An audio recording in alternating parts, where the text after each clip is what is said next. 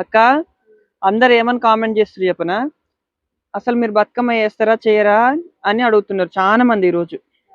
బతుకమ్మ చేయడం అంటే చాలా ఇష్టం. కాకపోతే మేము చిన్నగా ఉన్నప్పటి నుంచి అడవులలోనే ఉన్నాం అనమాట. మాది ఒకటే ఇల్లు అనమాట, ఏ తోట అయినా ఒకటే ఇల్లు. మా పక్కన మా ఊళ్ళు అందరు చేసుకుంటారు, మేము కూడా చేసుకుంటాం. కానీ మేము పిల్లలు ఇంట్లో వరకు చేసుకోవడం అలవాటు. బయటికి వెళ్ళి అందరు 10 మంది కూడి ఇట్లా ఆడడం అలాంటి అలవాట్లు అనమాట.